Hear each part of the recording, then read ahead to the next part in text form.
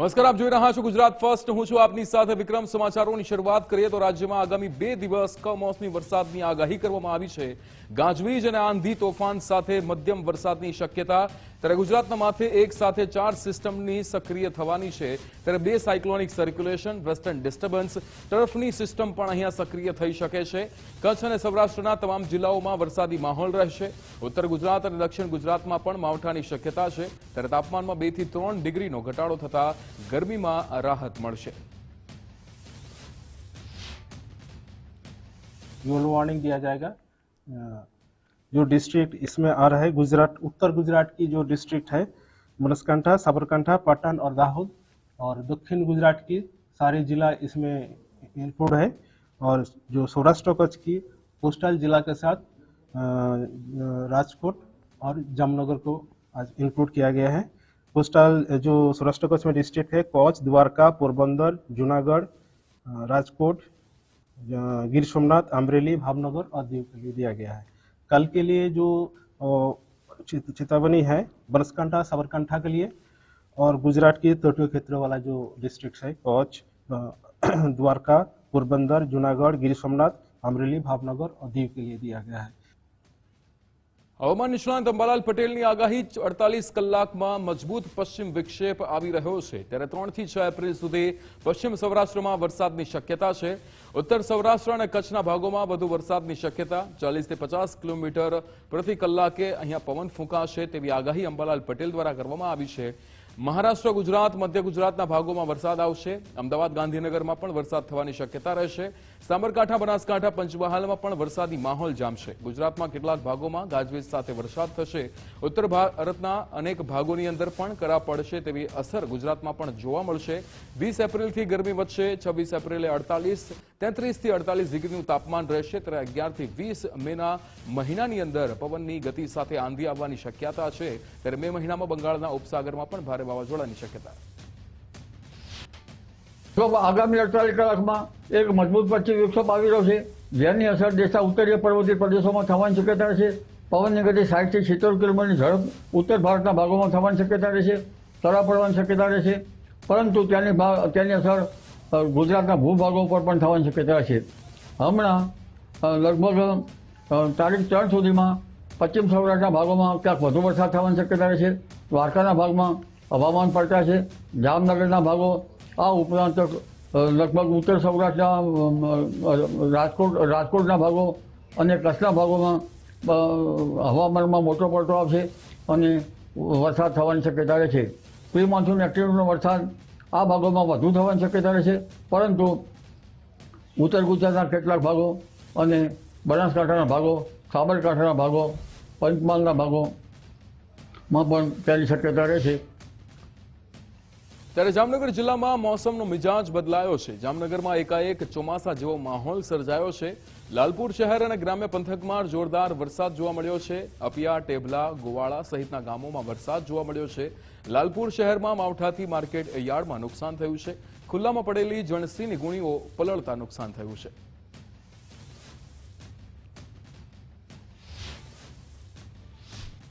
ત્યારે દ્વારકાના વાતાવરણમાં પણ અચાનક પલટો આવ્યો હતો. દ્વારકામાં વાદળછાયા વાતાવરણ વચ્ચે ધીમી ધારે વરસાદ શરૂ થયો હતો.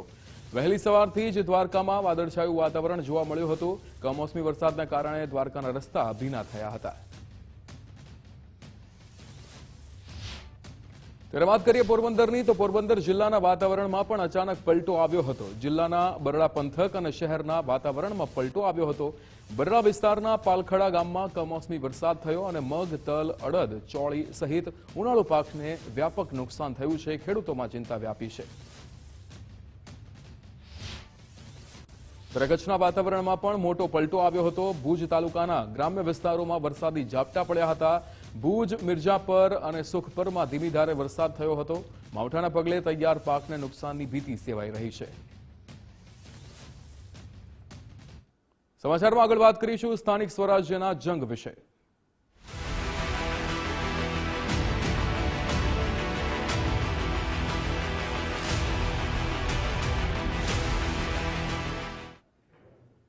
ભાજપ દ્વારા ઉમેદવાર પસંદગીના નવા ધોરણો નક્કી કરાયા છે. ચૂંટણી સમિતિની બેઠકમાં કેટલાક અત્યંત મહત્વના નિર્ણયો લેવાયા છે. 60 વર્ષથી વધુ ઉંમરનાને ટિકિટ નહીં મળે તેવું સૂત્રો દ્વારા માહિતી સામે આવી છે। ત્યારે 3 ટર્મથી લડતા ઉમેદવારોને પણ હવે પડતા મુકાશે। પરિવારમાં માત્ર એક જ વ્યક્તિને ટિકિટ અપાશે। મુખ્યમંત્રી નિવાસ સ્થાને મળેલી બેઠકમાં મહત્વપૂર્ણ નિર્ણય લેવાયો છે। જૂના ધારાધોરણ મુજબ જ નવા ઉમેદવારોની પસંદગી થશે। નવા નિયમો આવતા અનેક દિગ્ગજોના પત્તા કપાઈ શકે છે। ચૂંટણી સમિતિના આ નિર્ણયથી રાજકારણમાં ભારે ગરમાવો। ત્યારે સ્થાનિક સ્વરાજ્યની ચૂંટણી માટે ભાજપે ઉમેદવારી ફોર્મ જાહેર કર્યું છે। ચૂંટણી લડવા ઇચ્છતા ઉમેદવારોની વિગતો માંગવામાં આવી છે। ઉમેદવારે ફોજદારી ગુનો કે પોલીસ કેસ છે કે નહીં તે બતાવવું પડશે। ઉમેદવારની સોશિયલ મીડિયા અંગેની પણ વિગતો માંગવામાં આવી છે। સોશિયલ મીડિયામાં ફોલોવર્સની સંખ્યા પણ દર્શાવવી પડશે। સંગઠનમાં જવાબદારી ભૂતકાળની જવાબદારી દર્શાવવી પડશે। નમો એપ્લિકેશન ડાઉનલોડ છે કે નહીં તે પણ દર્શાવવું પડશે। જો નમો એપ્લિકેશન ડાઉનલોડ ન હોય તો ડાઉનલોડ કરવા પણ સૂચના અપાઈ છે।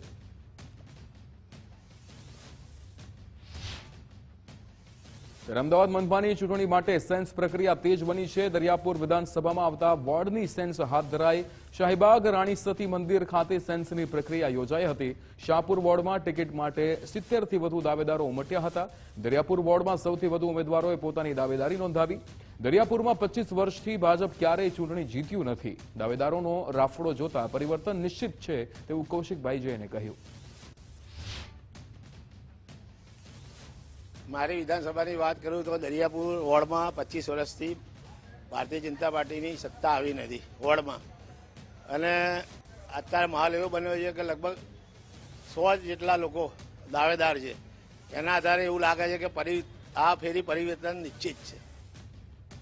સ્થાનિક સ્વરાજ્યની ચૂંટણી પર એમએલએ કૌશિક મહેતાનું નિવેદન। જય શ્રી રામ બોલવા પર કેટલાકને થતી તકલીફ પર નિવેદન આપ્યું છે। જે ઉમેદવારને તકલીફ હોય તેનું જય શ્રી રામ કરી નાખજો। જય શ્રી રામ સાથે સંકળાયેલાને જીતના આશીર્વાદ તેવું શૈલેષ મહેતાએ કહ્યું। હનુમાન જયંતીના કાર્યક્રમમાં શૈલેષ મહેતાએ નિવેદન આપ્યું। જય શ્રી રામ જોડે સંકળાયેલા તમામ ઉમેદવારો સારી રીતે જીતે એવો આશીર્વાદ મળે।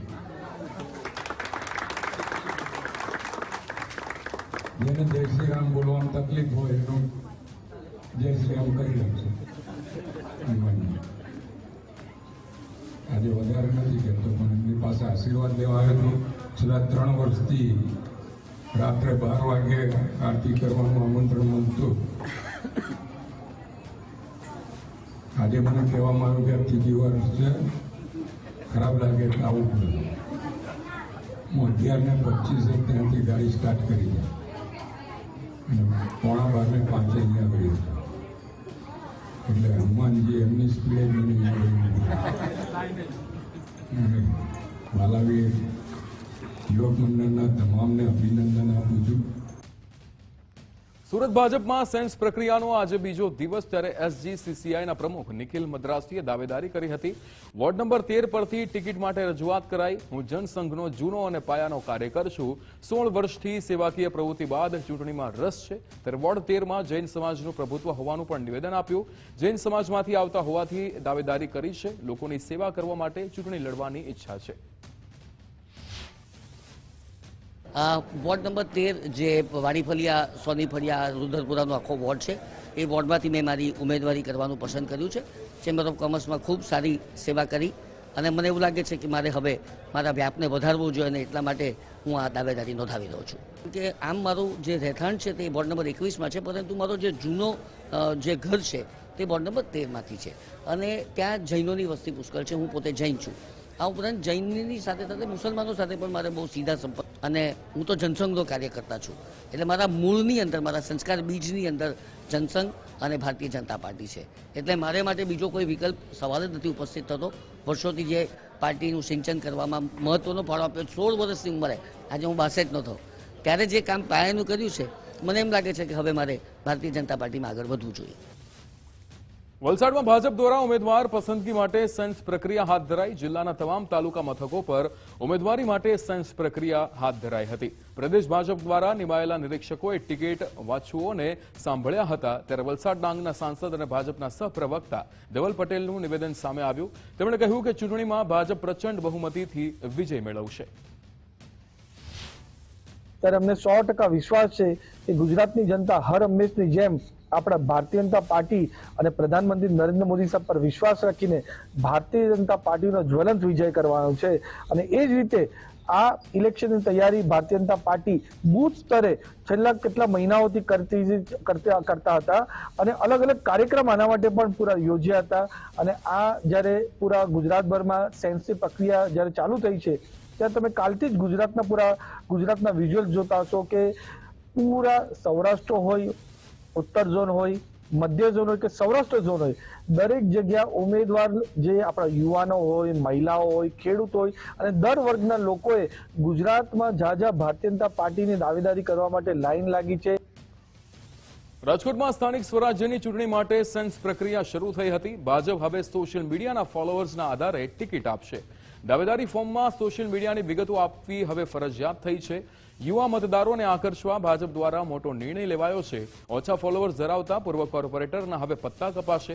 સરળ અને નમો એપ્લિકેશન ડાઉનલોડ કરવી અત્યંત જરૂરી. ત્યારે ચૂંટણી લડવા ઈચ્છુકના ઘરે શૌચાલય હોવું પણ ખૂબ જ ફરજિયાત છે. અનેક યુવા કાર્યકરોના નામ સક્રિય સભ્યની યાદીમાંથી ગાયબ છે. ત્યારે નવી મતદાર યાદીમાં નામ ન હોવાથી કાર્યકર્તાઓમાં નારાજગી જોવા મળી છે. રાજકોટ ભાજપમાં ટિકિટ મેળવવા હવે ફોલોઅર્સ જરૂરી છે. ડિજિટલ પ્લેટફોર્મ પર સક્રિય કાર્યકરોને પ્રાધાન્ય મળશે. દાવેદારોએ સોશિયલ મીડિયાની વિગત આપવી પડશે. ફોર્મમાં સોશિયલ મીડિયા ફોલોઅર્સની સંખ્યા દર્શાવવી ફરજિયાત છે. જેનઝી મતદારોને રીઝવવા ભાજપનો આ નવો ડિજિટલ દાવ છે. સોશિયલ મીડિયામાં નબળા ઉમેદવારોના પત્તા કપાઈ શકે છે. જૂની પેઢી અને પૂર્વ કોર્પોરેટરો માટે ડિજિટલ કસોટી છે. સરળ અને નમો એપ્લિકેશન ડાઉનલોડ કરવી અનિવાર્ય છે. પ્રદેશનું ફોર્મ ભરવું દરેક માટે ફરજિયાત, તેવું શહેર પ્રમુખે નિવેદન આપ્યું.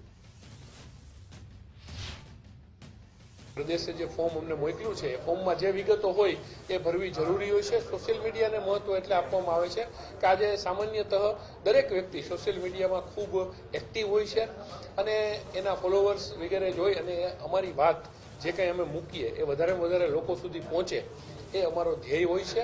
અને એ માટે એ એક સામાન્ય માહિતી માગવાના પ્રકારના રૂપે એ ફોર્મમાં લખેલું છે.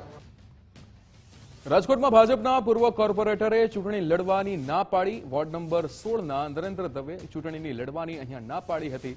હું ચૂંટણી લડવા માંગતો નથી તેવો નિરીક્ષકને પત્ર સોંપ્યો હતો. 3 ટર્મ સુધી કોર્પોરેટર રહી ચૂકેલા નરેન્દ્ર ડવની પીછેહટ, જેમાં જંગલેશ્વરમાં ડિમોલિશન બાદ નારાજગી વ્યક્ત કરી હતી. ડિમોલિશનની અસરથી પૂર્વ કોર્પોરેટરમાં ચૂંટણી લડવાનો ડર છે.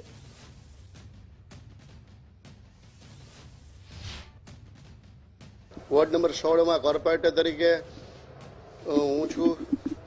10/11/3/2026 મારી મુદત પૂરી થઈ છે અને આ વખતે હું ચૂંટણી લડવા માંગતો નથી અને તે બાબતે હું નિરીક્ષકશ્રીને મારો પત્ર દેવા આવ્યો છું કે સ્વેચ્છાએ હું ઇલેક્શન લડવા માંગતો નથી. સ્થાનિક લોકોનું વલણ તો હજી સ્પષ્ટ નથી કે કયા પક્ષને શું કરવું, પણ મને વિશ્વાસ છે ભારતીય જનતા પાર્ટી જીતશે વોર્ડ નંબર 16માં આ વખતે પણ. સ્થાનિક સ્વરાજ્યની ચૂંટણીને લઈને કોંગ્રેસની તૈયારી તેજ છે. ત્યારે રાજકોટ કોંગ્રેસ 5 એપ્રિલથી ઉમેદવારોની જાહેરાત કરશે. ત્યારે 10 એપ્રિલ સુધી ચૂંટણી સમિતિની બેઠક મળશે. તબક્કાવાર નામોની જાહેરાત કરવામાં આવશે. પહેલા મહાનગરપાલિકાના ઉમેદવારોના નામની જાહેરાત થશે. બાદમાં જિલ્લા તાલુકા પંચાયતના ઉમેદવારોની જાહેરાત થશે. 50% યુવા ઉમેદવારોને પ્રાધાન્ય આપવામાં આવશે. સ્થાનિક આગેવાનોને ટિકિટમાં પ્રાધાન્ય આપવામાં આવશે. અમારા જિલ્લા કોંગ્રેસ સમિતિઓ દ્વારા જે ચૂંટણી સમિતિઓ બનાવી એના દ્વારા પણ ઉમેદવારોની પસંદગીની પ્રક્રિયા કરવામાં આવી છે અને એને આખરી સ્વરૂપ 4 તારીખથી શરૂઆત કરીને અમે પ્રદેશ લેવલે આપવાના છે. પ્રદેશ ચૂંટણી સમિતિની બેઠક 4 તારીખથી શરૂઆત કરશે. એક શહેર, એક જિલ્લાના જે પણ અભિપ્રાયો આવ્યા છે, જે પણ ઉમેદવારોની પેનલો બની છે એની પર વિસ્તૃત ચર્ચા કરી અને અમારા પ્રભારીશ્રીઓની ઉપસ્થિતિમાં એને આખરી સ્વરૂપ આપવામાં આવશે અને 5મી તારીખથી તબક્કાવાર ઉમેદવારોની યાદી જાહેર કરવામાં આવશે. સર્વપ્રથમ મહાનગરપાલિકાના ઉમેદવારોની યાદીઓથી અમે શરૂઆત કરીશું અને તબક્કાવાર આખા ગુજરાતની લગભગ જે 10,000 બેઠકો પર ચૂંટણીઓ થવાની એ તમામ બેઠકો પર ઉમેદવારોની જાહેરાત થશે. પાટડી નગરપાલિકા ચૂંટણીને લઈને સેન્સ પ્રક્રિયા હાથ ધરાઈ છે. વિવાદાસ્પદ પૂર્વ પ્રમુખ મૌલેશ પરીખે દાવેદારી નોંધાવી છે.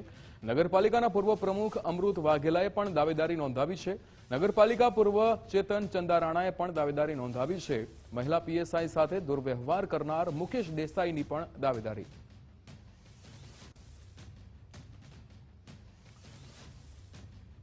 અરવલ્લી જિલ્લામાં સેન્સ પ્રક્રિયા વચ્ચે વિવાદ થયો છે. ત્યારે બાયડના ભાજપના યુવા મોરચાના પ્રમુખને લઈને વિવાદ સર્જાયો છે. ભાજપે આકાશ પટેલને પદ આપતા કોંગ્રેસના પ્રહાર. આકાશ પટેલ પર ક્લાર્કનું પેપર લીક કરવાનો આરોપ છે તેવું નિવેદન કોંગ્રેસ દ્વારા આપવામાં આવ્યું. 2023માં જુનિયર ક્લાર્કના પેપર લીકનો આરોપી છે. આકાશ પર 10 લાખ રૂપિયા લીધા હોવાનો આક્ષેપ છે. આરોપીઓને ભાજપ હોદ્દા આપીને શું સાબિત કરે છે? કોંગ્રેસના આક્ષેપો પર ભાજપનો વળતો જવાબ, જેમાં અરવલ્લી ભાજપ જિલ્લા પ્રમુખ ભીખાજી ઠાકોરે નિવેદન આપ્યું. તેમણે કહ્યું કે મીડિયા મારફતે મને આ બાબતની જાણ થઈ છે. કોંગ્રેસના આક્ષેપો પાયાવિહોણા છે. પેપર લીકમાં આકાશ પટેલનું નામ નહોતું. આકાશ પટેલને જામીન પણ મળી ગયા હતા. દોષિતોને ભાજપ પાર્ટીમાં કોઈ સ્થાન નથી. વર્ષ 2023માં જે જુનિયર ક્લાર્કની પરીક્ષા લેવામાં આવેલી, જેની અંદર પેપર લીક થયેલા અને લાખો યુવાનોને પરીક્ષાની અંદર ખૂબ મોટું નુકસાન થયેલું, જેની અંદર આરોપી તરીકે જેઓનું નામ છે તેઓ આકાશ પટેલ, જેઓને બાયડ તાલુકાના ભાજપના યુવા મોરચાના પ્રમુખ તરીકે નિમણૂક કરવામાં આવી. આરોપીઓ હોય તેવા લોકોને હોદ્દા આપી અને શું કરવા માંગે છે એ સમજ પડતી નથી, જેના કારણે અરવલ્લી જિલ્લા સહિત કેટલાય લોકોમાં ખૂબ મોટો આક્રોશ છે. બાયડ શહેરમાં જે અમારા યુવા મોરચાના પ્રમુખ જાહેર થયા છે, એમનું નામ પેપર કાંડમાં હતું એવું મીડિયાના મારફતે મને પણ ધ્યાન પર આવ્યું. ત્યારે મેં ઊંડાણપૂર્વક તપાસ કરી છે અને એ ભાઈ જે છે અમારા યુવા મોરચાનું જે નામ આવ્યું છે, એ પેપર કૌભાંડમાં એ રીતે લખવામાં હતો. એ પોતે કોઈ બારોટ એ વખતે જે તે વખતે 2023ની અંદર કાંડ બન્યો હતો, એને આખું પેપર ફોડ્યું હતું અને 27 લોકો જે લખવામાં હતા એ પૈકીમાં છોકરો તો એવું મારી ધ્યાન પર આવ્યું છે અને એમના એ વખતે ત્યાં બોલાયા હતા. એની તપાસ પણ થઈ હતી અને એમના પર કોઈ વજૂદ નથી એ રીતે એમને તાત્કાલિક જામીન પણ આપ્યા હતા. અને એમ છતાંય કોઈ જો મારી ધ્યાન પર વિશેષ આવશે તો પાર્ટી આગળ વધી અને એના પર પગલાં પણ ભરશે. અરવલ્લી જિલ્લામાં સ્થાનિક સ્વરાજની ચૂંટણીની સેન્સ પ્રક્રિયા તેજ થઈ છે. ત્યારે મોડાસા અને બાયડ ખાતે ભાજપે ઉમેદવારોની સેન્સ લીધી હતી. જિલ્લા પંચાયતની 30 બેઠકો માટે દાવેદારોએ દાવેદારી નોંધાવી હતી. તાલુકા પંચાયતની 146 બેઠકો માટે કાર્યકર્તાઓની અંદર ભારે ઉત્સાહ છે. ત્યારે નગરપાલિકાની 7 બેઠકો માટે પણ સેન્સ પ્રક્રિયા યોજાઈ હતી. પ્રદેશના નિરીક્ષકો દ્વારા સંભવિત ઉમેદવારો સાથે રૂબરૂ મુલાકાત થશે.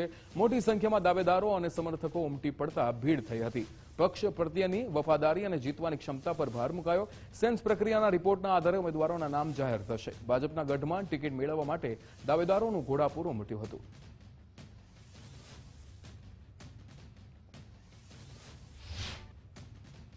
પ્રદેશમાંથી નિયુક્ત 2 ટીમો આપણા અરવલ્લી જિલ્લામાં આવી છે. એમાં એક ટીમ જિલ્લા કાર્યાલય ખાતે બેઠી છે અને બીજી ટીમ અમારા બાયડ ખાતે બેઠી છે.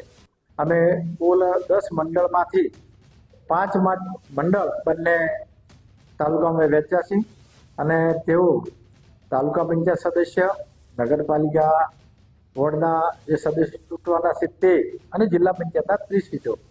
આ ઉમેદવારો જેને ઉમેદવારી કરવી હોય એ અમારી પ્રદેશની સૂચના મુજબ નિરીક્ષકોને પોતાને રજૂઆત નિયત નમૂનામાં ફોર્મ જે છે એ ભરી અને એમના આગળ રજૂઆત કરવાના છે.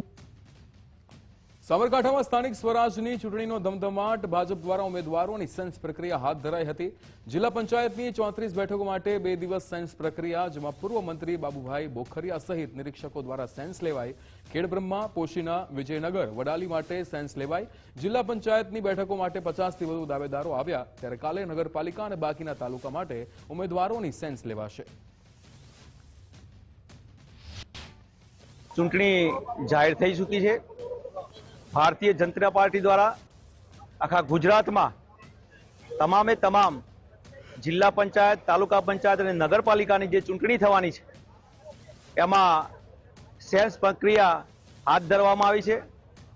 આજે હિંમતનગર મુકામે કરસ પાર્ટી પ્લોટમાં સાબરકાંઠા જિલ્લાની સાબરકાંઠા જિલ્લા પંચાયત અને 8 તાલુકા પંચાયત અને 3 નગરપાલિકામાં જે ચૂંટણી થવા જઈ રહી છે એના ઉમેદવારો માટે સેન્સ પ્રક્રિયા હાથ ધરવામાં આવી છે.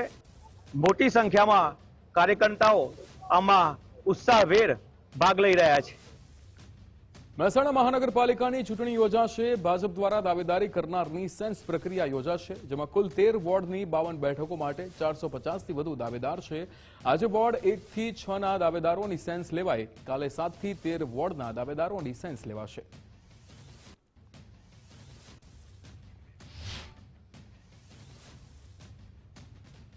પેટા ચૂંટણી માટે હર્ષદ પરમાર કરશે શનિવારે નામાંકન. ઉમરેઠ વિધાનસભાની પેટા ચૂંટણી માટે નામાંકન કરશે. ભાજપે સ્વર્ગીય ગોવિંદ પરમારના પુત્રને ટિકિટ આપી છે. વિજય મુહૂર્તમાં હર્ષદ પરમાર નામાંકન કરશે. નામાંકન વખતે મુખ્યમંત્રી ભૂપેન્દ્રભાઈ પટેલ પણ હાજર રહેશે. પ્રદેશ પ્રમુખ જગદીશભાઈ વિશ્વકર્મા પણ હાજર રહેશે. સીએમ ઉમરેઠમાં જનસભાને પણ સંબોધન કરશે, ત્યારે પ્રદેશ ભાજપના આગેવાનો ઉપસ્થિત રહેશે.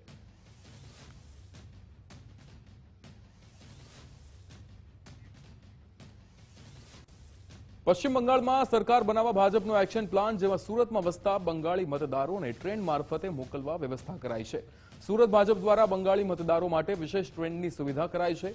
વિશેષ ટ્રેન મારફતે મતદારોને નિઃશુલ્ક મોકલવા તજવીજ હાથ ધરાઈ છે. અત્યાર સુધી 5000થી વધુ લોકો રજીસ્ટ્રેશન કરાવી ચૂક્યા છે. 4 જેટલી સ્પેશિયલ ટ્રેન દોડાવવા સુરત ભાજપની તૈયારી છે. ભાજપ કાર્યાલય ખાતે રજીસ્ટ્રેશન માટે વિશેષ વ્યવસ્થા કરાઈ છે. તો જે રીતે પશ્ચિમ બંગાળમાં સરકાર બનાવવા માટે ભાજપનો આ એક્શન પ્લાન છે, જેમાં બંગાળી મતદારોને ટ્રેન મારફતે સુરતમાંથી મોકલવાની વ્યવસ્થા કરવામાં આવી છે. પશ્ચિમ બંગાળમાં મમતા સરકારને પાડવા માટે ભારતીય જનતા પાર્ટી દ્વારા એક્શન પ્લાન તૈયાર કરવામાં આવ્યો છે અને સુરતમાં વસતા જે પશ્ચિમ બંગાળના જે વોટર્સ છે તેમને પશ્ચિમ બંગાળ મોકલવા માટે ખાસ સ્પેશિયલ ટ્રેન દોડાવવામાં આવી છે. હમણાં સુધી સુરતમાં 5000 જેટલા લોકો રજીસ્ટ્રેશન કરાવી ચૂક્યા છે, ત્યારે ભાજપ કાર્યાલય ખાતેથી આ પ્રમાણે રજીસ્ટ્રેશન પ્રક્રિયા છે તે હાલ ચાલી રહી છે. મહત્વની વાત છે કે પશ્ચિમ બંગાળના ઇલેક્શન ખૂબ જ મહત્વ માનવામાં આવી રહ્યું છે, કારણ કે પશ્ચિમ બંગાળમાં ભાજપની સરકાર બનાવવા માટેના જે સંપૂર્ણ જે પ્રયત્ન છે તે ભારતીય જનતા પાર્ટી દ્વારા કરવામાં આવી રહ્યા છે. ત્યારે અહીં ઉપસ્થિત જે સંબંધિત અધિકારી છે તેમના જોડે વાત કરીશું. આપકા નામ? वासुदेव अधिकारी। जी बताइए किस तरह रजिस्ट्रेशन, कितने लोग अभी तक सूरत से गए? सूरत से लगभग 5000 लोग जाएंगे अभी तक, आज तक का खबर मतलब 5000 लोग जाएंगे और ये परिवर्तन यात्रा में बहुत जोर शोर से भाग ले रहे हैं सबको ऐसा लगा कि इस बार हम लोग कलकत्ता जाएंगे, वोटिंग करेंगे और बीजेपी सरकार को लाएंगे। क्यों बीजेपी? परिवर्तन चाहिए। बंगाल में लास्ट 15 साल से जितना परिवर्तन टूट चुका है वो परिवर्तन को वापस लाना है। कहीं ना कहीं रोहिंग्या हो, कहीं ना कहीं बांग्लादेशी हो, सब में मार पड़ रहा है, हर पूरा पश्चिम बंगाल में मार पड़ रहा है, तो इस बार तो चेंज करना ही होगा। इस तरह की राजनीति इच रही है जो पश्चिम बंगाल के लोग? शांति और वहाँ पे डेवलप भी कम है, बहुत सारा डेवलप कम है, नौकरी नहीं मिल रहा है। आज आप मानोगे सूरत में अगर 2 लाख है, ऑल ओवर इंडिया में कितना होगा? तो ये कहीं ना कहीं वहाँ से नौकरी नहीं मिल रहा है, नौकरी के अभाव से बाहर आ रहा है, इस तरह से वहाँ पे प्रॉब्लम है ही। लेकिन अब लग रहा है कुछ बदलाव होगा, परिवर्तन होगा और परिवर्तन होना चाहिए। यहाँ पर से किस तरह की जो प्रक्रिया वो की जा रही है? जी, भाजपा कार्यालय से किस तरह की प्रक्रिया की जा रही है? पिछले 1 महीना पहले हमारे कलकत्ता से प्रेसिडेंट आया था, समीक भट्टाचार्य जी, यहाँ पे मीटिंग भी करवाया और यहाँ का जो अपना प्रेसिडेंट है बीजेपी सूरत की, उन्होंने सब मिल के बैठ के किया है कि अगर ट्रेन की समस्या है तो ट्रेन हम करेंगे, आप लोग आप जाने की तैयारी कीजिए। तो ये बीजेपी कार्यालय से पूरा फ्री हो रहा है, जिनको ये टिकट दिया जाएगा सब फ्री जाएगा, कोई चार्ज नहीं। જે પ્રમાણે આપણે સાંભળ્યું કે નિઃશુલ્કપણે પશ્ચિમ બંગાળના જે મૂળ વતનીઓ છે તેમને અહીં સુરતથી સ્પેશિયલ ટ્રેન દ્વારા મોકલવામાં આવી રહ્યા છે. હમણાં સુધી 5000થી વધુ લોકો છે તે હાલ નોંધાઈ ચૂક્યા છે અને પશ્ચિમ બંગાળમાં જે ભાજપની સરકાર બનાવવા તરફનો જે પ્રયત્ન છે તે હાલ કરવામાં આવી રહ્યો છે. જે લોકો અહીં રજીસ્ટ્રેશન કરાવવા માટે આવી રહ્યા છે તેઓના નામ અને તમામ વિગતો છે તે એકત્ર કરી અને ત્યારબાદ છે તે ફોર્મનું જે ક્રોસ વેરિફિકેશન પણ છે તે કરવામાં આવી રહ્યું છે. પણ મહત્વપૂર્ણ બાબત એ છે કે પશ્ચિમ બંગાળની અંદર જ્યારે મમતાની સરકાર છે ત્યારે આ મમતા બેનર્જીની સરકારને પાડવા માટે હવે ભાજપે એક ખૂબ જ સુનિયોજિત રીતે એક્શન પ્લાન તૈયાર કર્યો છે, જે એક્શન પ્લાન સુરતથી પણ ક્યાંક જોવા મળી રહ્યો છે. કેમેરામેન વિરલ વ્યાસ સાથે રાકેશ બ્રહ્મભટ્ટ, ગુજરાત ફર્સ્ટ, સુરત.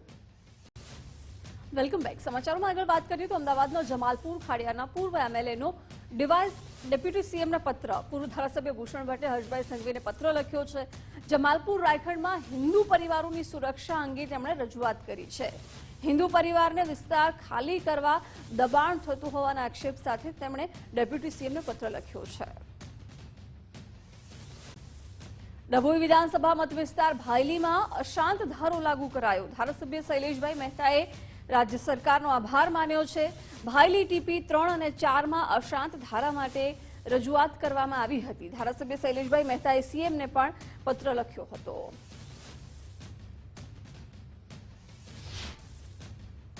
ગઈકાલે જે મુખ્યમંત્રીએ જાહેરાત કરી હતી અને આજે અમારી પાસે જે પરિપત્ર મોકલવામાં આવ્યો છે કે ભાયલી વિસ્તારની ટીપી 3 અને 4ના કેટલાક વિસ્તારોમાં જે લોકોની લાગણી અને માંગણી હતી અને 22ની ચૂંટણીમાં ભાયલી ખાતેની જાહેર સભામાં અમે જાહેરાત કરી હતી કે ભાયલીમાં અસાનધારો આવશે. આજે સરકારે અસાનધારાને મંજૂરી આપી છે. ત્યારે હું આપના મારફત ભારતીય જનતા પક્ષની ગુજરાત સરકાર અને ખાસ કરીને માનનીય મુખ્યમંત્રી ભૂપેન્દ્ર પટેલને નાયબ મુખ્યમંત્રી હર્ષ સંઘવીનો દિલથી આભાર માનું છું. વડોદરામાં અશાંત ધારા મુદ્દે રહીશોએ હલ્લાબોલ કર્યો છે. તાંદલજામાં અશાંત ધારાના ઉલ્લંઘનના આક્ષેપ સાથે વિરોધ નોંધાવાયો. મોટી સંખ્યામાં રહીશોએ કલેક્ટર કચેરીએ હનુમાન ચાલીસા કરી હતી. રામધૂન અને હનુમાન ચાલીસાના પાઠ સાથે ઉગ્ર રજૂઆત કરવામાં આવી. તાંદલજામાં મુસ્લિમ સંપ્રદાયને અપાયેલી મંજૂરી રદ કરવાની માંગ કરવામાં આવી છે. રહીશોના મતે અશાંત ધારા હેઠળ મેળવેલો હુકમ ભૂલ ભરેલો છે. જમીનની આસપાસ 400 થી 500 હિન્દુ પરિવારના મકાન આવેલા છે. ત્યારે અમે કલેક્ટર સાહેબને મળવા આવ્યા હતા. અમે તાંદલજા વાસણાભાઈ વિસ્તારના રહીશો છીએ. અહીંયા ત્યાં આગળ 209 નંબરની સર્વે નંબરની એક પ્લોટ હતો જે ટોટલી હિન્દુના નામનો હતો અને એ હિન્દુઓની વચ્ચેનો પ્લોટ છે. એની અંદર એટલે અમને 5-7 દિવસ પહેલાં ખબર પડી કે ત્યાં સાફ સફાઈ કરવા આવ્યા ત્યારે કે ત્યાં મુસ્લિમો માટેની સ્કીમ મુકાઈ છે. એટલે અમે તપાસ કરતાં અમને એવું ખબર પડી કે એની અંદર 2 હિન્દુ ભાગીદાર છે અને 5 મુસ્લિમ ભાગીદાર છે. એટલે અસાનધારાની પરમિશન હિન્દુ વિસ્તારમાં હોવા છતાં પણ કેવી રીતે મળી અને ત્યાં મુસ્લિમોની સ્કીમ કેવી રીતે આવી શકે? એટલે આની પાછળ કોઈક ષડયંત્ર થઈ રહ્યું છે. નકલી ડોક્ટર પ્રદીપ જોટંગિયા વિરુદ્ધ આયુર્વેદિક ડોક્ટરોએ મોરચો માંડ્યો. આયુર્વેદિક ડોક્ટરોની આરોગ્ય મંત્રી પ્રફુલ્લ પાનસેરિયાને રજૂઆત. ડિગ્રી વગર આયુર્વેદની પ્રેક્ટિસ કરતા તત્વો સામે કાર્યવાહીની માંગ કરી છે. કહ્યું, તમે ફરિયાદ આપો, અમે ચોક્કસ કાર્યવાહી કરીશું. આ બાબતે અમે સમય કડક કાયદો લાવી રહ્યા છીએ. તમામ ડોક્ટરોએ ફરજિયાતપણે નોંધણી કરવી પડશે. રજિસ્ટ્રેશન માટેની સમય મર્યાદા પણ લંબાવવામાં આવી છે.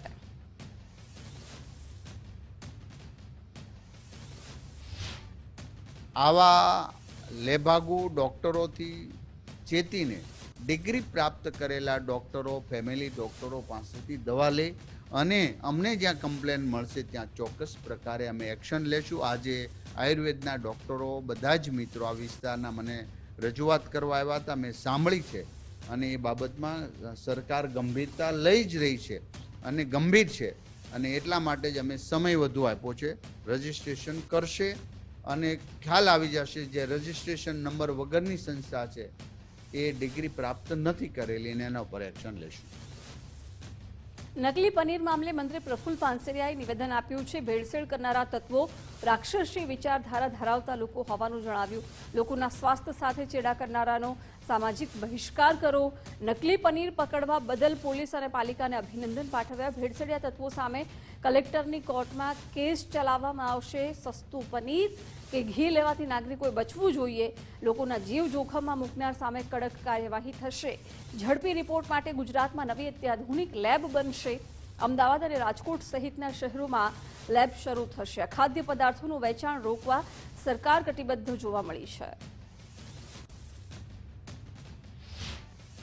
પાલિકાના આરોગ્ય અને ફૂડ વિભાગ સહિત સુરત એસઓજી દ્વારા પાંડેસરા વિસ્તારમાંથી ઝડપી પાડવામાં આવેલા 1400 કિલો શંકાસ્પદ નકલી પનીરના જે રિપોર્ટ છે તે લેબમાં ફેલ જણાઈ આવ્યો છે। ત્યારે આરોગ્ય મંત્રી પ્રફુલભાઈ પાનસરિયા આપણી જોડે જોડાયા છે, સીધી વાત કરીશું તેમના જોડે।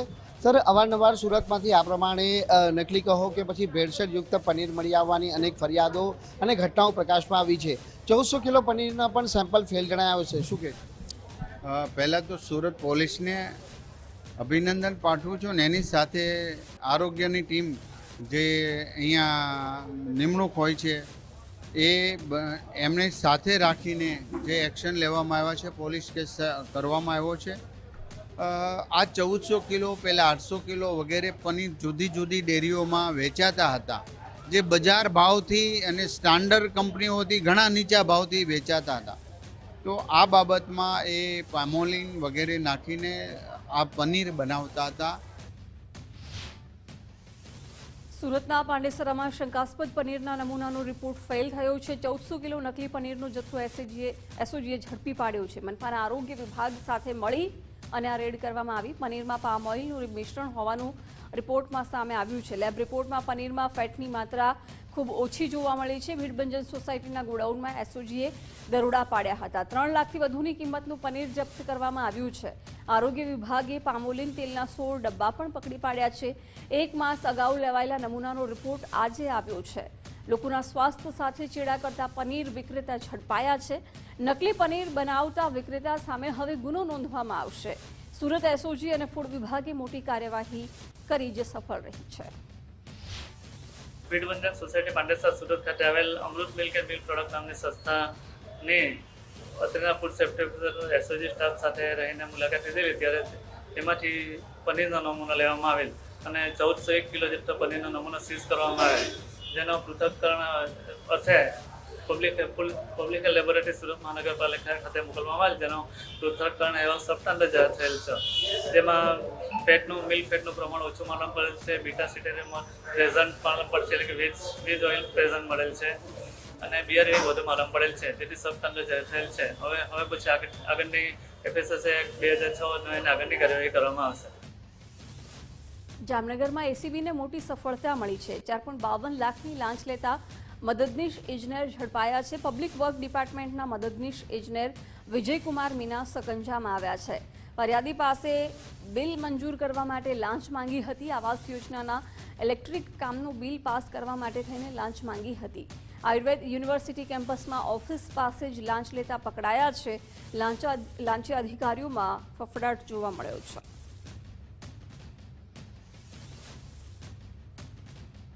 સુત્રાપાડાના કદવાર ગામેથી બોગસ ડોક્ટર ઝડપાયો છે। સુત્રાપાડાના કદવાર ગામે ખાનગી ક્લિનિકમાં એસઓજીએ રેડ પાડી। ડિગ્રી વગરનો તબીબ ખાનગી દવાખાનું ચલાવતો હતો। લોકોના આરોગ્ય સાથે ચેડા કરનારની અટકાયત કરાઈ છે। બોગસ ડોક્ટર શબ્બીર એમન મહિડાની અટકાયત કરાઈ છે। મેડિકલ સામગ્રી સહિત 7860નો મુદ્દામાલ જપ્ત કરાયો છે। છોટાઉદેપુર માર્ગ મકાન વિભાગની કચેરીની બેદરકારી સામે આવી। નાયબ કાર્યપાલક ઇજનેર કચેરીમાં કોઈ કર્મચારી હાજર ન જોવા મળ્યો। ઓફિસમાં પંખા અને લાઇટ ચાલુ હોવાથી વીજળીનો વેડફાટ થતો હતો। ખાલી સરકારી કચેરીનો વિડીયો સોશિયલ મીડિયામાં વાયરલ થયો છે। માર્ગ મકાન વિભાગની બેદરકારી સામે સવાલો ઉઠ્યા છે। સવાલ એ છે કે જવાબદાર અધિકારીઓ સામે કાર્યવાહી થશે કે કેમ। બહુચરાજીમાં મહેસાણા ફૂડ વિભાગે તપાસ કરી। 16થી વધુ એકમો પર ફૂડ વિભાગ દ્વારા તપાસ હાથ ધરાઈ છે। નાસ્તાની લારીઓ અને હોટેલ પર તપાસ હાથ ધરવામાં આવી। બળેલું તેલ, બાફેલા બટાકા, ગ્રેવી સહિતનું ચેકિંગ કરવામાં આવ્યું। અનહાઇજેનિક દેખાતા ફૂડ વિભાગે કડક વલણ દાખવ્યું છે। શ્રદ્ધાળુઓના સ્વાસ્થ્ય સાથે ચેડા ન થાય તે માટે એક્શન લેવાયા છે।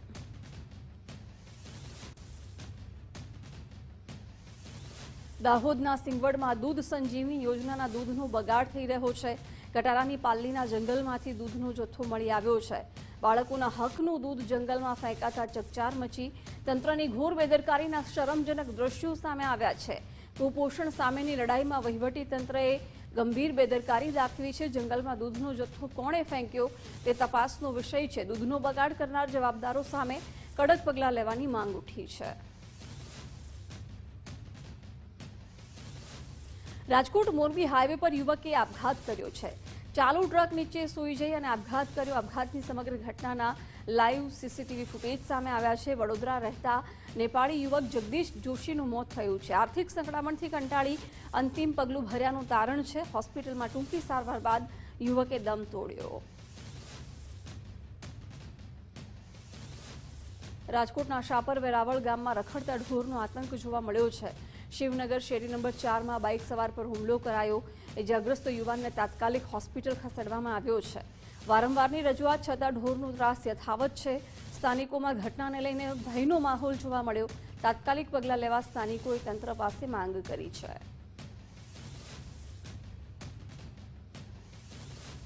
સુરત શહેરમાં પણ રખડતા શ્વાનોનો આતંક યથાવત છે. સચિન જીઆઈડીસીમાં બગીચામાં રમતા બાળક પર હુમલો કરાયો. 5 વર્ષના માસૂમ પર 4 થી 5 શ્વાનોએ હુમલો કર્યો છે. માસૂમને ગંભીર હાલતમાં સારવાર અર્થે ખસેડવામાં આવ્યો છે.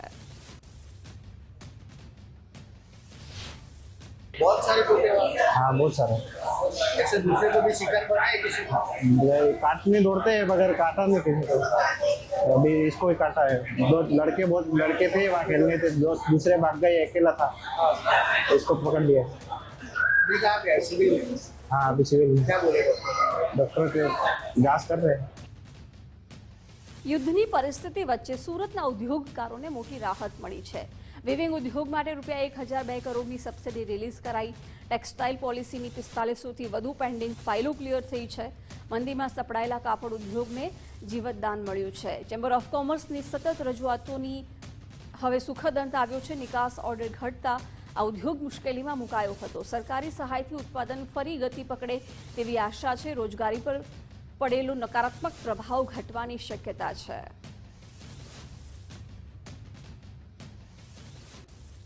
પોરબંદર સ્થિત કોસ્ટગાર્ડ જેટી ખાતે આજે ભારતીય કોસ્ટગાર્ડના અત્યાધુનિક જહાજ ICGS શૌર્યનું મ્યુઝિકલ બેન્ડ સાથે ભવ્ય સ્વાગત કરવામાં આવ્યું છે. ચેન્નાઈથી પોરબંદર ખાતે ટ્રાન્સફર કરાયેલું આ જહાજ હવે ગુજરાતની દરિયાઈ સીમાઓનું રક્ષણ કરશે. ગોવા શિપયાર્ડ દ્વારા સ્વદેશી રીતે નિર્મિત આ જહાજ 105 મીટર લાંબુ છે અને આધુનિક નેવિગેશન તેમજ આધુનિક સર્વેલન્સ સિસ્ટમથી સજ્જ છે. શૌર્ય જહાજ પર 18 ઓફિસરો અને 108 જવાનો તૈનાત છે. આ જહાજની સૌથી મોટી ખાસિયત એ છે કે તે ધ્રુવ હેલિકોપ્ટરને લેન્ડ કરાવવા અને ઝડપી હાઈસ્પીડ બોટ તૈનાત કરવા સક્ષમ છે. અરબી સમુદ્રમાં વધતી જતી સંભવિત ખતરાની પરિસ્થિતિમાં આ ચોથું લડાકુ જહાજ પોરબંદરમાં સામેલ થતા ભારતીય કોસ્ટગાર્ડની કાર્યકારી ક્ષમતામાં અનેક ગણો વધારો થયો છે. આ જહાજ માત્ર દરિયાઈ દેખરેખ જ નહીં પરંતુ દાણચોરી વિરોધી અભિયાન અને માછીમારોની સુરક્ષામાં પણ મહત્વની ભૂમિકા ભજવશે. રાષ્ટ્રીય દરિયાઈ હિતોના રક્ષણ માટે હવે ગુજરાતનો દરિયાકાંઠો વધુ સુરક્ષિત બન્યો છે. शिप 1 अप्रैल 2026 से यहाँ पोरबंदर में RHQ नॉर्थ वेस्ट के अंदर रिबेस हो गया है. आज आपने सवेरे देखा हम सब ने मिलकर शिप का यहाँ पर उसके नए घर पोरबंदर में स्वागत किया. भारतीय तटरक्षक पोत समर्थ क्लास शौर्य समर्थ क्लास का 5वां पोत है जो कि आधुनिक और स्वदेशी उपकरणों से लैस है. शिप में CRN 91 जो गन है वो फिटेड है और शिप आधुनिक से आधुनिक मशीनरी से भी लिप्त है. પોરબંદરમાં ભારે પવન સાથે કમોસમી વરસાદ વરસ્યો. વરસાદ સાથે ભારે પવન ફૂંકાતા મોબાઈલ ટાવર ધરાશાયી થયો છે. શીતલા ચોક નજીક કોમ્પ્લેક્સમાં ટાવર ધરાશાયી થયું. મોબાઈલ ટાવર મકાન પર પડતા ભારે નુકસાન થયું છે. સદનસીબે કોઈ જાનહાનિ થઈ નથી. વાતાવરણમાં પલટો આવ્યા બાદ ભારે પવન ફૂંકાયો હતો. સ્થાનિક ચૂંટણી જાહેર થતાં જ રાજકીય ગરમાવો જોવા મળ્યો. વાવ વિધાનસભામાં કોંગ્રેસમાં ગાબડું પડ્યું છે. કોંગ્રેસના સાંસદ ગિનીબેન ઠાકોરના ગઢમાં જ ગાબડું પડ્યું. કોંગ્રેસના કાર્યકરો કોંગ્રેસ છોડી ભાજપમાં જોડાયા છે. 150થી વધુ કોંગ્રેસના કાર્યકરો ભાજપમાં જોડાયા. મંત્રી સ્વરૂપજી ઠાકોર સહિતની ઉપસ્થિતિમાં ભાજપમાં જોડાયા છે. મોટી સંખ્યામાં કોંગ્રેસના કાર્યકરો ભારતીય જનતા પાર્ટીમાં જોડાયા છે. મંત્રી સ્વરૂપજી ઠાકોરની ઉપસ્થિતિમાં કોંગ્રેસ છોડી અને ભાજપનો ખેસ ધારણ કર્યો છે. સાંસદ ગેનીબેન ઠાકોરના ઘરમાં જ ગાબડું પડ્યું છે। 150થી વધારે કોંગ્રેસી કાર્યકરો આજે ભાજપમાં જોડાયા છે। મંત્રી સ્વરૂપજી ઠાકોરની ઉપસ્થિતિમાં તેઓ ભાજપમાં જોડાયા। કોંગ્રેસ મુખ્ય પ્રવક્તા મનીષ દોશીએ મોંઘવારી મુદ્દે નિવેદન આપ્યું। 1 એપ્રિલ પછી સરકારે એક પછી એક ઝટકા આપ્યા છે। મોંઘવારીના કારણે જીવન નિર્વાહ ચલાવવું મુશ્કેલ બન્યું છે। કોમર્શિયલ ગેસમાં 218 રૂપિયાનો વધારો ઝીંકાયો। પ્રીમિયમ પેટ્રોલમાં 11, ડીઝલમાં 1.5 રૂપિયાનો વધારો। ડાયાબિટીસ સહિતની 900 દવાઓમાં 100%નો વધારો। જરૂરી દવાઓ મોંઘી થતાં સિનિયર સિટીઝનોને મુશ્કેલીનો સામનો કરવો પડી રહ્યો છે। ટોલ ટેક્સમાં પણ 10%નો વધારો ઝીંકવામાં આવ્યો છે। છેલ્લા થોડાક દિવસની અંદર જોઈએ તો ગુજરાતમાં અને દેશની અંદર કોમર્શિયલ ગેસની અંદર 218 રૂપિયા જેટલો તોતિંગ વધારો ઝીકવામાં આવ્યો છે। કહેવાય કોમર્શિયલ ગેસ, પણ આ કોમર્શિયલ ગેસના કારણે રેસ્ટોરન્ટથી માંડીને લોકોની ખાદ્ય પદાર્થોથી માંડીને અનેક ચીજ વસ્તુઓમાં સીધો ઉમેરો થયો છે અને લોકોની ભાવ વધારાનો ભોગ બનવો પડ્યો। એ જ રીતે પ્રીમિયમ પેટ્રોલના નામે સરકારે 11 રૂપિયા પ્રતિ લીટર વધારો કર્યો, ડીઝલમાં 1.5 રૂપિયો વધારો કર્યો અને સૌથી મોટી ઘાતક વસ્તુ દેશની અંદર ડાયાબિટીસથી લઈને બીજી જીવન રક્ષક દવાઓ સહિતની કુલ 900 દવાઓમાં 10%નો તોતિંગ વધારો ઝીકીને દેશના લોકોને જીવવાનું તો મુશ્કેલ છે, પણ એમને પોતાની સારવાર માટે પણ જે તકલીફ પડે, જરૂરી દવા લેવાની જરૂર પડે, એ પણ અતિ મોંઘી થઈ છે। ગાંધીનગરના ભાટમાં સંગીતમય સુંદરકાંડ મહાપાઠનું આયોજન કરાયું। શ્રી હનુમાન જન્મજયંતિ પર સુંદરકાંડનું આયોજન થયું। માનસ સત્સંગ ટ્રસ્ટ દ્વારા સંગીતમય સુંદરકાંડ મહાપાઠનું આયોજન કરવામાં આવ્યું।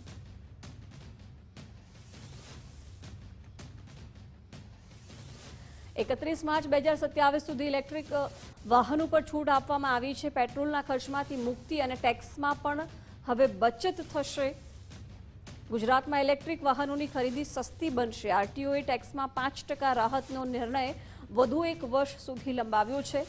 31 માર્ચ 2027 સુધી ઇલેક્ટ્રિક વાહનો પર ટેક્સમાં માતબર છૂટ આપવામાં આવી છે। પેટ્રોલના ખર્ચમાંથી મુક્તિ અને ટેક્સમાં પણ બચત થશે। ગુજરાતમાં એવી પોલિસીમાં મોટો ફેરફાર થયો છે। ઇલેક્ટ્રિક વાહનોના વેચાણમાં વધારો થઈ શકે છે।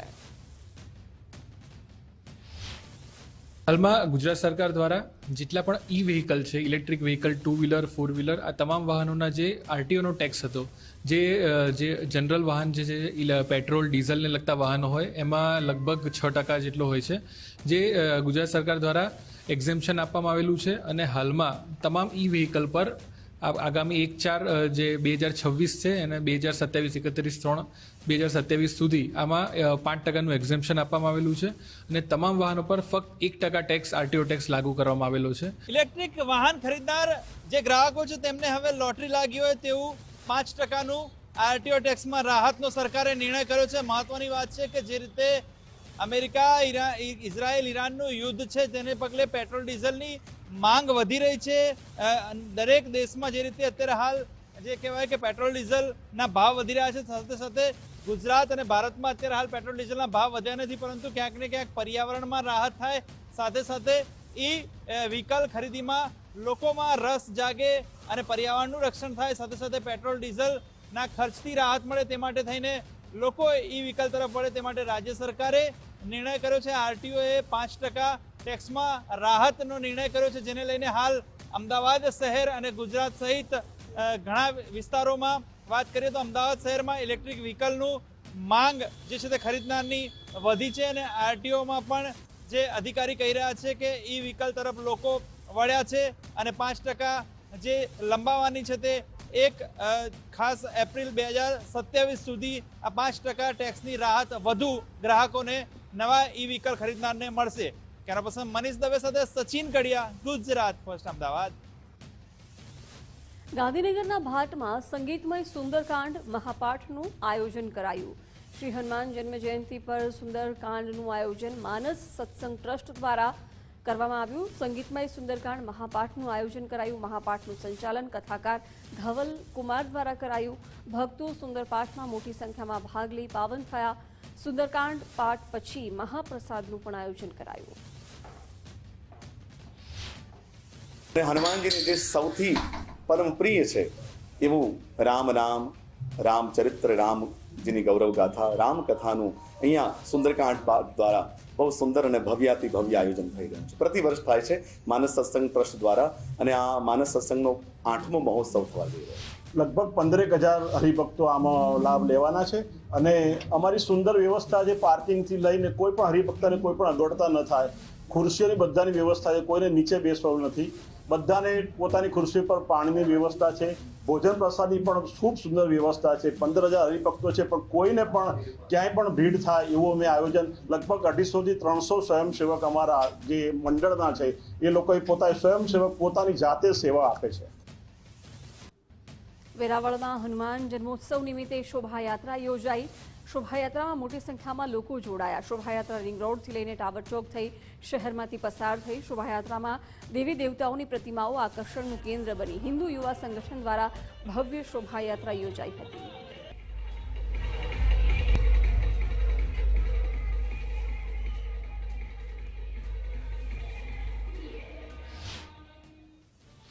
સાળંગપુર ધામમાં હનુમાન જયંતીની ભવ્ય ઉજવણી કરાઈ. કષ્ટભંજન દાદાના દરબારમાં ભક્તોનું ઘોડાપૂર ઉમટ્યું. દાદાને સુવર્ણ વાઘા અને વિશેષ શણગાર કરાયો. હનુમાનજી મહારાજને 56 ભોગનો અન્નકૂટ ધરાવાયો. સાળંગપુર ધામમાં કેક કાપી જન્મોત્સવ મનાવાયો. દાદાના પરિસરમાં મારુતિ યજ્ઞનું વિશેષ આયોજન કરાયું. મંગલા આરતીથી જ વિવિધ કાર્યક્રમોની શરૂઆત થઈ. ભક્તોએ દાદાના દર્શન કરી ધન્યતા અનુભવી. વહેલી સવારથી સાળંગપુરમાં ભક્તોની ભારે ભીડ જોવા મળી. દાદાના ચરણોમાં શીશ ઝુકાવી ભક્તોએ આશીર્વાદ લીધા.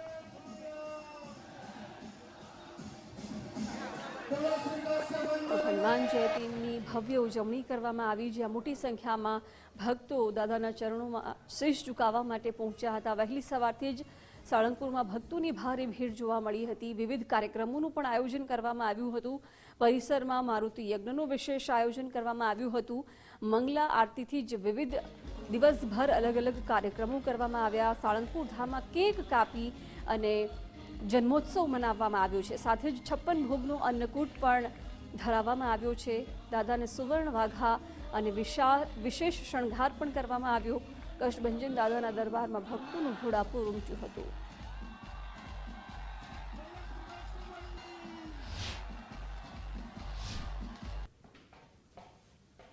હનુમાન જયંતીની આસ્થાભેર ઉજવણી કરવામાં આવી, ત્યારે અમદાવાદનું રાચરડા ગામ ભક્તિના રંગે રંગાયું. રાચરડા ખાતે આવેલા નીમ કરોલી બાબા સંકટ મોચન હનુમાન મંદિરમાં આજે વહેલી સવારથી જ શ્રદ્ધાળુઓનું ઘોડાપૂર ઉમટી પડ્યું. આ મંદિરની વિશેષતા એ છે કે અહીં હનુમાન દાદા આરામ કરતી મુદ્રામાં બિરાજમાન છે. સમગ્ર ભારતમાં આવા માત્ર 4 મંદિરો છે, જેમાંથી એક આપણા અમદાવાદમાં આવેલું છે. અહીં 1.5 ટનની ભવ્ય મૂર્તિમાં દાદા તેમના પુત્ર મકરધ્વજ સાથે વિરાજમાન છે, જ્યાં તેમના હાથમાં રામ, લક્ષ્મણ અને ચરણોમાં રાવણના દર્શન થાય છે.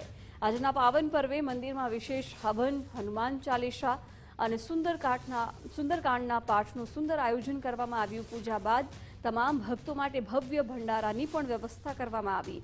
શ્રદ્ધાળુઓ રાત્રે 12 વાગ્યા સુધી આ દિવ્ય મૂર્તિના દર્શન કરી ધન્યતા અનુભવી શકશે. માતાજીના ગરબાની જેમ જ આજે હનુમાન દાદાના જયઘોષથી સમગ્ર વિસ્તાર ગુંજી ઉઠ્યો. ટોલી બાબાના આશીર્વાદથી 23 ઓગસ્ટ 2024માં આ દિવ્ય અને ભવ્ય મંદિરની પ્રાણ પ્રતિષ્ઠા કરવામાં આવી હતી. આ ભારતનું ચોથું એવું દિવ્ય મંદિર છે જ્યાં હનુમાનજી વિશ્રામ કરતાની અવસ્થામાં છે. અને આજે હનુમાન પ્રાકટોત્સવના દિવસે મંદિરમાં સવારથી જાતના કાર્યક્રમ ચાલુ છે. એક 20 ફૂટની હનુમાનજીની એક પ્રતિમા બનાવેલી છે. આનો પણ લોકોના દર્શન માટે આજથી ખુલ્લી રાખવામાં આવી છે. આખા દિવસ ભંડારાનો પ્રોગ્રામ છે. સાંજે 4 વાગ્યા હવન છે અને સાંજે 6 વાગ્યા સંગીતમય સુંદરકાંડનો પાઠ છે. આ ભારતનું ચોથું એવું મંદિર છે જ્યાં હનુમાનજી વિશ્રામ કરતી અવસ્થામાં છે અને ધીમે ધીમે આ મંદિર લોકોની આસ્થા અને શ્રદ્ધા અને વિશ્વાસનું એક કેન્દ્ર બની રહ્યું છે. અને નીમ કરોલી બાબાના આશીર્વાદથી જ આ બધું આ મંદિરમાં કાર્યક્રમ થઈ રહ્યા છે.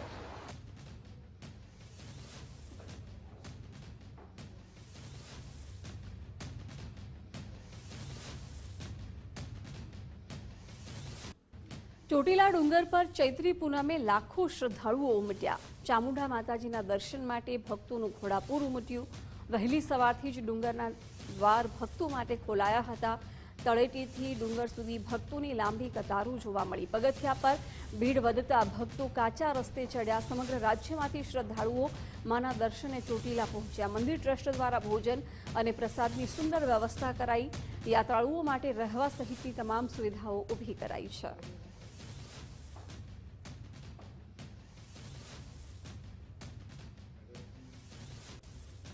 બુલેટિનમાં અત્યારે બસ આટલું જ. વધુ સમાચારો માટે આપ જોતા રહો ગુજરાત ફર્સ્ટ.